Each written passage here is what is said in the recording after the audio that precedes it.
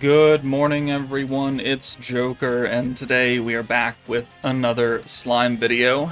And as is tradition with every new team that comes out, we must show how that new team does in getting a free awakened sword for the OG Space Masked hero, the Time Traveler.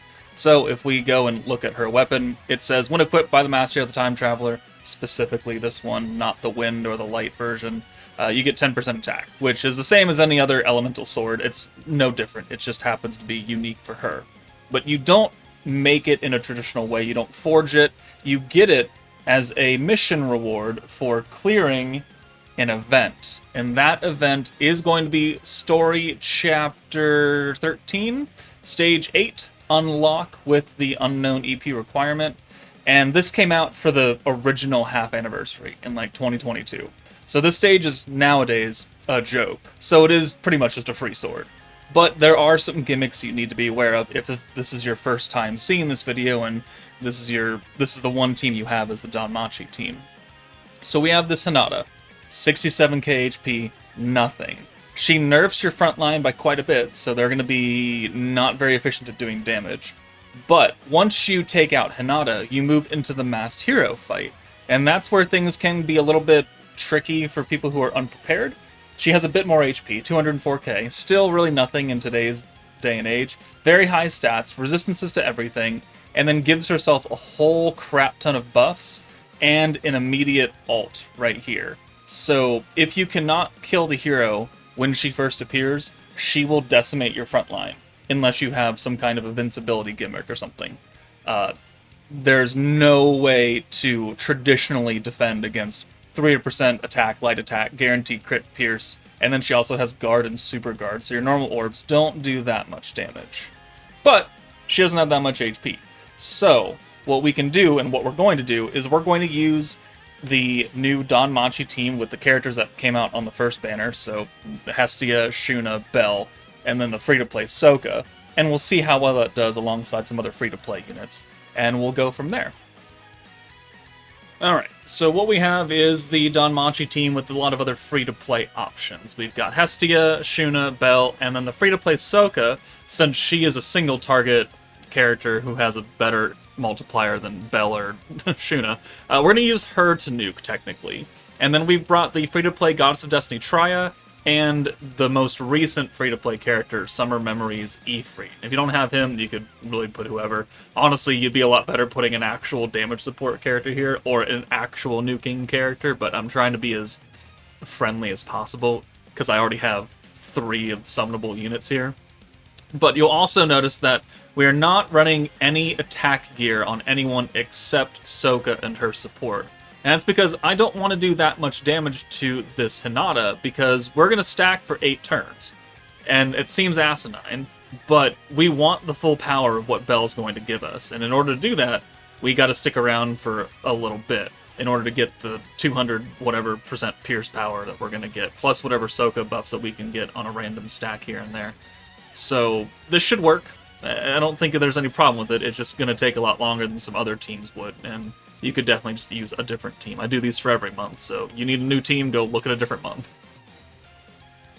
Alright, so starting out, we got a really good hand. It took a few resets, but, I mean, you could reset until you get a decent hand, just like I did.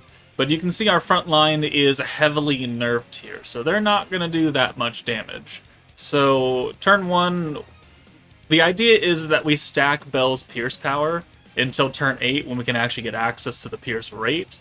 And then alongside that, every time we use a skill, we'll get extra elemental attack with Hestia. It will mean that our front line will eventually start doing a bit too much damage, but until we get to that point, I think we're okay. Let's use the green buff. I don't know if I want to use Belle's ult, like, right now, because that is just excess damage that I don't want to put on Hinata. I need her to live as long as possible. In fact, I should probably send Trial last, because she's probably got worse stats than an EX on Unbound Belle. 23, oh yeah, much better. She's still doing more damage than I would like, though.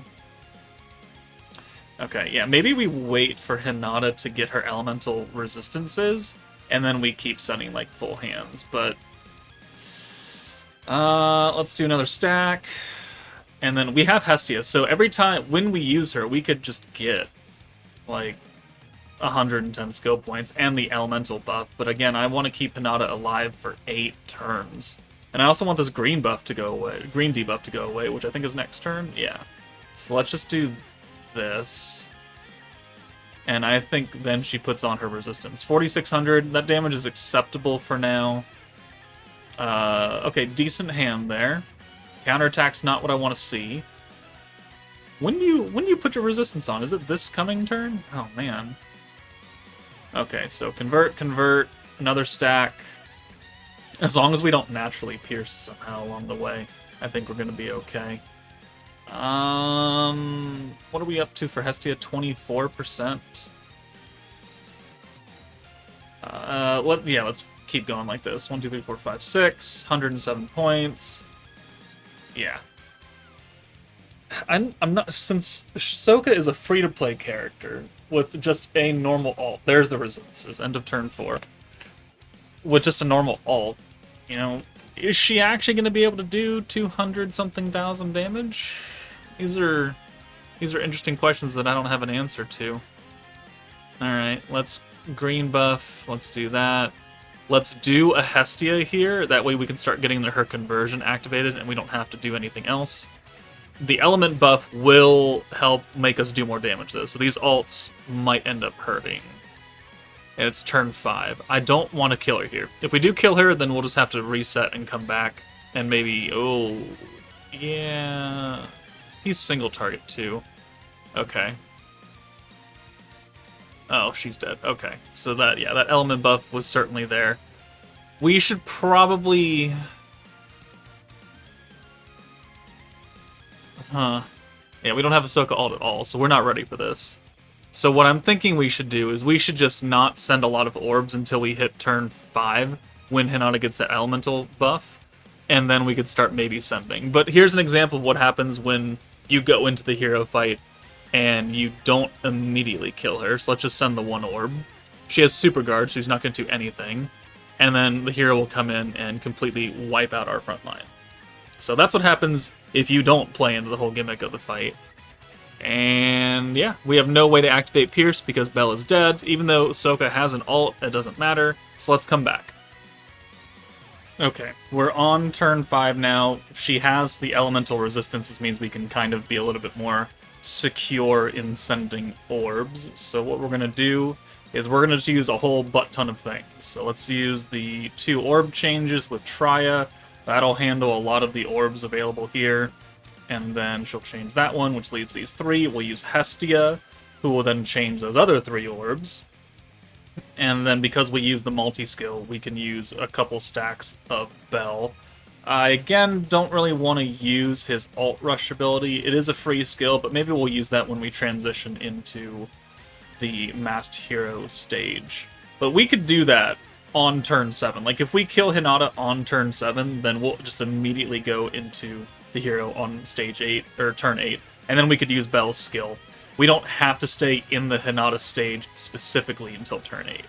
It's just that Bell's skill activates on turn 8, so we want to be around that location when we actually are ready to take Hinata out. So it's currently turn 6. We have a couple ults, we have a couple conversions we gotta do, so let's use the Shuna one, let's use another multi-skill. I think what I want to do is I want to hold on to, like, 2 Hestias, and then kind of go from there. The greens are about to be nerfed for another couple of turns, which I think puts us at turn 8, unfortunately. So we might have to transition into the Masked Hero on turn 9 if we're really trying to get the most bang out of our buck here. Because I don't have a Ahsoka ult at all. We need to, like, kind of set up till we get a lot of orbs for Ahsoka specifically. So the green... Does the green get nerfed? It is nerfed for 2 turns. Alright, so what we'll do is we'll send some not Shuna orbs, and we'll just try and make them a whole hand of Shuna naturally. And, sure. Alright, there's the green nerf still. Alright, there's the full convert, but we want Shuna orbs specifically. This should be the last turn, and we just keep getting Trya orbs. I should have sent these 4 Shunas, because we would have had probably a full hand of Trya now. But they are unnerfed. I'm still not entirely certain that it's going to work, though. So let's green buff. Yeah, I don't know if 4 greens will get her the ult. We don't need an EX ult for her, so that's a positive thing. Let's do this. Let's do that skill. Alright, cool, cool, cool. We'll bring you in for Shuna. And then we'll take Trya out for Ifrit. And then we'll use Hestia.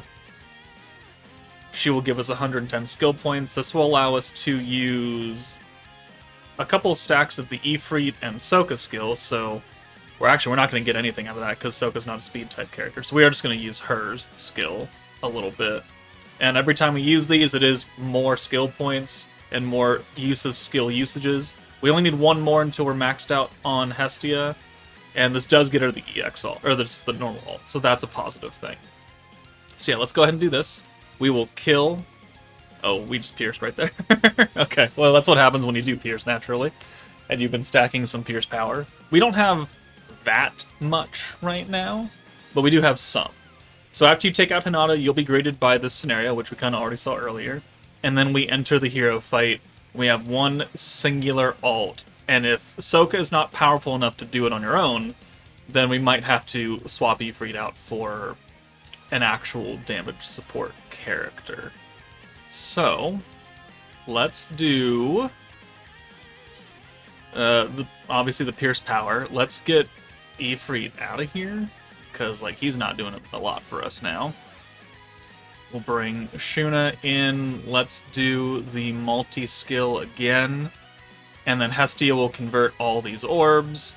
We can get a double stack with her. Now she's capped out at 40%. So we're going to get 80% extra element attack on this turn. Let's do another Bell. Just more and more and more Pierce Power. Another Hestia. And then we can check what Sokka's rocking and see what we need to do in case we don't actually kill. So we have this, and then we have 1 more stack of magic attack and pierce resistance down. So Shuna herself has 132% elemental attack, 200% pierce power, 35% magic attack, and more pierce power from the trait. Okay, and then the hero has some pierce resistance down. Not a lot, but yeah, 10%. Okay, let's see if Sokka can actually do it. And if she can, then great. If not, then we'll have to bring another damage support character in. I feel like we're actually not going to kill here. I just have a feeling in my bones that she's not going to have the oomph, even with those kinds of buffs. 200% pierce power is a lot, though. Maybe I'm doubting my girl. I doubted my girl. She barely did it. The hero has like 208k, and she did 221. But there we go. There's the Danmachi team taking out the hero. And now, after we hit next, we'll be greeted by hidden scene number 5, hidden episode. Then once this plays, there will be a mission in your tab, and then you can acquire the sword from your gift box after that. But I'll let you watch this scene if you haven't seen it before. And now you would just go to your missions. It would be in, I think, the one of these tabs here, probably the total, and then you accept it, and then you go to your gift box, and the sword will be waiting for you. And it comes 1-star awakened. You still need to forge it and level it up a bit, but a free sword is better than no sword. And alongside the free gear we're getting for the Danmachi units in general, you have actually a lot of free awakened gear that you can put on anybody, and it'll be a lot better than trying to rock the tutorial, like, 1-star books and shit. But let me know if this video helped you out, but that's it from me. Take it easy, and I will see you all later.